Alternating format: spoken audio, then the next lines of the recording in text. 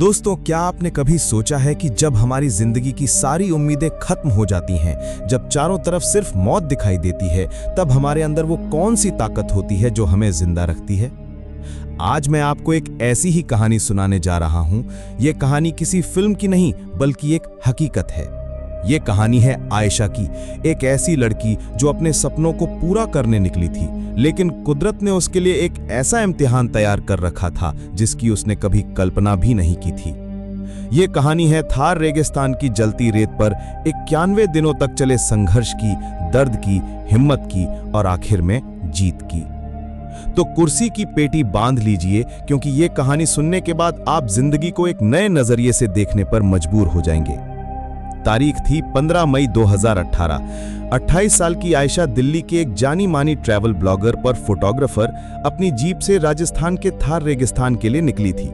उसका सपना था कि वो रेगिस्तान के उन अनछुए हिस्सों की तस्वीरें ले जिन्हें दुनिया ने कभी नहीं देखा। वो बहुत खुश थी, उसकी आंखों में सपने थे और दिल में जोश।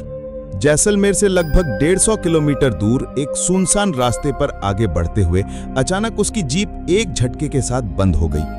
उसने कई बार कोशिश की, लेकिन गाड़ी स्टार्ट नहीं हुई। चारों तरफ मीलों तक सिर्फ रेत के टीले थे, मोबाइल में नेटवर्क नहीं था। शुरू में तो आयशा को लगा कि शायद कोई गाड़ी आ जाएगी, लेकिन घंटों बीत गए और दूर दूर तक कोई इंसान नहीं दिखा।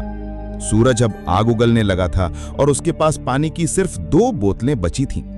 उसने फैसला किया कि वो गाड़ी में इंतजार करने के बजाय पैदल चलकर मदद ढूंढेगी। ये उसकी पहली और सबसे बड़ी गलती थी। उसे अंदाजा नहीं था कि वो रेगिस्तान के दिल में उतर रही थी, जहां से वापस लौटना लगभग नामुमकिन था। पहले दिन की पैदल यात्रा ने ही आयशा की हालत खराब कर दी। रेगिस्तान की गर्मी वैसी नहीं होती जैसी हम शहरों में महसूस करते हैं। वहां ऐसा लगता है जैसे आसमान से आग बरस रही हो और जमीन किसी जलते हुए तवे की तरह हो। उसका गला सूखकर कांटा हो गया था। पानी की एक बोतल खत्म हो चुकी थी और दूसरी भी आधी रह गई थी। रात हुई तो ठंड ने उसे कंपाना शुरू कर दिया। दिन में आग और रात में बर्फ। यह है रेगिस्तान की हकीकत। दूसरे दिन की सुबह तक उसके होंठ फट चुके थे और आंखों के सामने अंधेरा छाने लगा था। उसे पहली बार एहसास हुआ कि वो कितनी बड़ी मुसीबत में फंस चुकी है। मौत का डर पहली बार उसके दिल में बैठा।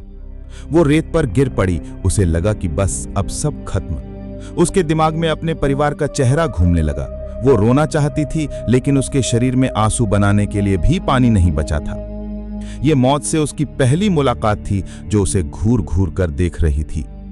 जब इंसान को लगता है कि सब खत्म हो गया, तभी कुदरत उसे एक छोटा सा इशारा देती है। आयशा लगभग बेहोश थी, तभी उसे दूर कुछ चट्टानें दिखाई दी। उसने अपनी बची खुची हिम्मत जुटाई और घिसटते घिसटते उस चट्टान की छांव तक पहुंची। वो छांव उस वक्त उसके लिए किसी जन्नत से कम नहीं थी। अगले दिन सुबह जब उसकी आंख खुली तो उसने देखा कि रात की नमी की वजह से कुछ जंगली झाड़ियों के पत्तों पर ओस की बूंदें जमा थीं। उसने अपनी चुनरी को उन पत्तों पर फेरा और उसे निचोड़कर कुछ बूंदें अपने सूखे होठों पर लगाईं। वो पानी की कुछ बूंदें नहीं थीं, वो जिंदगी की बूंदें थीं। उसी पल आयशा को समझ आया कि अगर जिंदा रहना है तो रोने से काम नहीं चलेगा। उसे लड़ना होगा। उसे रेगिस्तान के नियम सीखने होंगे। उसने अपने बैग से एक छोटी सी डायरी निकाली और उस पर लिखा, दिन 3, मैं अभी जिंदा हूं। यह सिर्फ एक लाइन नहीं थी, यह खुद से किया गया एक वादा था। अब आयशा एक टूरिस्ट नहीं, एक सर्वाइवर बन चुकी थी। उसने स्कूल में सीखी बातें और इंटरनेट पर देखे सर्वाइवल वीडियो याद करने की कोशिश की। उसे याद आया कि कैमरे के लेंस से सूरज की रोशनी को फोकस करके आग जलाई जा सकती है। कई घंटों की मशक्कत के बाद सूखी घास में से धुएं की एक पतली लकीर उठी और फिर एक छोटी सी आग जल गई। उस आग ने उसे सिर्फ गर्मी नहीं दी, बल्कि एक उम्मीद दी। उसने सीखा कि सुबह और शाम को चलना चाहिए और दिन की तेज धूप में किसी छांव में रहना चाहिए। खाने के लिए कुछ नहीं था तो उसने वो किया जो शायद हम सोच भी नहीं सकते। उसने कीड़े, टिड्डे और जो कुछ भी उसे लगा कि खाया जा सकता है, उसे भूनकर खाना शुरू किया। हर कौर एक जहर के घूंट जैसा लगता था, लेकिन पेट की आग बुझाने के लिए यह जरूरी था। उसका खूबसूरत चेहरा धूप में झुलस गया था। शरीर पर जगह जगह घाव बन गए थे और वजन तेजी से घट रहा था। वो आयशा नहीं थी जो दिल्ली से आई थी। रेगिस्तान में भूख और प्यास से भी बड़ा दुश्मन होता है अकेलापन। दिन बीतते जा रहे थे, हफ्ते बीतते जा रहे थे। आयशा ने किसी इंसान की आवाज नहीं सुनी थी।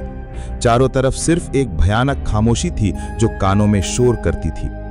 वो अक्सर खुद से बातें करने लगी थी, कभी अपनी माँ से तो कभी अपने पापा से। वो हवा में ही उनसे लड़ती, उनसे शिकायत करती और फिर रो पड़ती। कई बार उसे वहम होता कि कोई उसे आवाज दे रहा है, लेकिन वहां कोई नहीं होता था। यह अकेलापन इंसान को अंदर से खोखला कर देता है। एक दिन उसने अपनी डायरी में लिखा, आज 30वां दिन है। मुझे नहीं पता कि मैं पागल हो रही हूं या जिंदा रहने की कोशिश कर रही हूं। यहां की खामोशी कभी कभी गोलियों से भी ज्यादा शोर करती है। क्या कोई मुझे ढूंढ रहा होगा या सबने मान लिया होगा कि मैं मर चुकी हूं? यह सवाल उसे हर पल खाए जा रहा था। उसका शरीर तो लड़ ही रहा था, पर अब उसका दिमाग भी हार मानने लगा था। लगभग 45वें दिन जब आयशा अपनी बची खुची ताकत से एक टीले पर चढ़ी तो उसे दूर कुछ चमकता हुआ दिखाई दिया। उसे लगा कि वो किसी गाड़ी का शीशा है या किसी गांव की छत। एक नई उम्मीद उसके अंदर दौड़ गई। वो पागलों की तरह उस दिशा में भागने लगी। वो गिरती, फिर उठती, फिर भागती। घंटों चलने के बाद जब वो उस जगह के करीब पहुंची तो उसका दिल टूटकर बिखर गया। वो कोई गाड़ी या गांव नहीं था, वो एक मृग तृष्णा थी, जिसे हम मिराज कहते हैं। रेगिस्तान का एक ऐसा धोखा जो प्यासे को और तड़पाता है। उस पल आयशा पूरी तरह से टूट गई। उसकी सारी हिम्मत जवाब दे गई। वो वहीं रेत पर गिरकर फूट फूट कर रोने लगी। उसने पहली बार भगवान से कहा, बस अब और नहीं, मुझे उठा ले, मैं थक गई हूं। ये दिन उसके 91 दिनों के संघर्ष का सबसे बुरा दिन था। उम्मीद का टूटना मौत से भी ज्यादा दर्दनाक होता है। उस टूटी हुई हालत में आयशा कई घंटों तक बेहोश पड़ी रही। बेहोशी में उसे अपनी मां का चेहरा दिखाई दिया। उसे अपनी मां की कही एक बात याद आई, बेटा, हारना तब होता है जब हम कोशिश करना छोड़ देते हैं। ये आवाज उसके कानों में गूंजने लगी। जब उसकी आंख खुली तो सूरज ढल रहा था। उसके अंदर से एक आवाज आई, मैं मर नहीं सकती, मैं हार नहीं सकती। मैंने अपनी मां से वादा किया था कि मैं एक दिन बहुत बड़ा काम करूंगी। मैं ऐसे गुमनामी में नहीं मर सकती। उस एक पल ने सब कुछ बदल दिया। उसके अंदर की टूटी हुई लड़की मर चुकी थी और एक योद्धा ने जन्म लिया था। उसने फैसला किया कि अब वो मदद का इंतजार नहीं करेगी, वो खुद अपनी मदद करेगी। वो एक दिशा में चलती रहेगी जब तक कि या तो उसे मंजिल नहीं मिल जाती या मौत। उसने अपनी डायरी में लिखा, दिन 50, आज मैं फिर से जन्मी हूं। अब ये लड़ाई सिर्फ जिंदा रहने की नहीं बल्कि जीतने की है। लगभग 70वें दिन मौसम ने भयानक रूप ले लिया। एक भयानक रेतीला तूफान आया। आसमान पीला हो गया और हवा इतनी तेज थी कि आयशा को एक चट्टान से चिपकना पड़ा ताकि वो उड़ न जाए। घंटों तक वो तूफान चलता रहा। उसे लगा कि आज उसका आखिरी दिन है। रेत उसके मुंह, नाक, कान हर जगह भर गई थी। लेकिन जब तूफान थमा तो एक चमत्कार हुआ। तूफान ने रेत की ऊपरी परत को उड़ा दिया था और एक जगह चट्टानों के बीच एक छोटा सा गड्ढा बन गया था जिसमें थोड़ा सा पानी जमा था।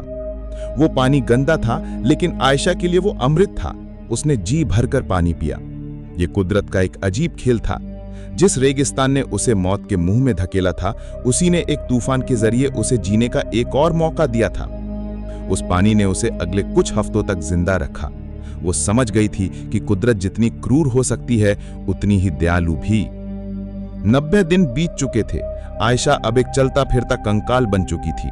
उसके कपड़े फटकर चिथड़े हो गए थे और शरीर पर मांस लगभग खत्म हो चुका था। वो बस अपनी इच्छा शक्ति के दम पर जिंदा थी। एक सुबह जब वो आगे बढ़ रही थी तो उसकी नजर जमीन पर पड़ी। उसने जो देखा उसे अपनी आंखों पर यकीन नहीं हुआ। रेत पर ऊंट के पैरों के ताजा निशान थे। ये कोई वहम नहीं था, ये हकीकत थी। इसका मतलब था कि कोई इंसान हाल ही में यहां से गुजरा है। 90 दिनों में पहली बार उसने इंसानी सभ्यता का कोई निशान देखा था।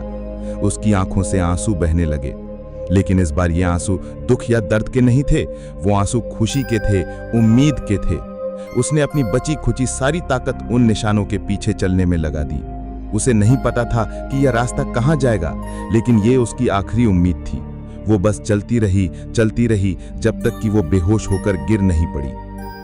91वें दिन की सुबह ऊंटों का एक काफिला लेकर जा रहे कुछ बंजारों ने रेत पर एक अजीब सी चीज पड़ी देखी। पास जाकर देखा तो उनके होश उड़ गए। वो एक औरत का शरीर था जो बस सांस ले रहा था। उन्होंने तुरंत उसे उठाया, पानी पिलाया और पास के एक कस्बे के अस्पताल पहुंचाया। जब आयशा की आंख खुली तो वो एक बिस्तर पर थी। उसके चारों तरफ सफेद दीवारें थीं और एक पंखा चल रहा था। उसे यकीन ही नहीं हुआ। उसने नर्स से पूछा, आज क्या तारीख है? नर्स ने जवाब दिया, 14 अगस्त 2018। ये सुनकर वो रो पड़ी। 91 दिन वो मौत से लड़ी थी और आज वो जीत गई थी।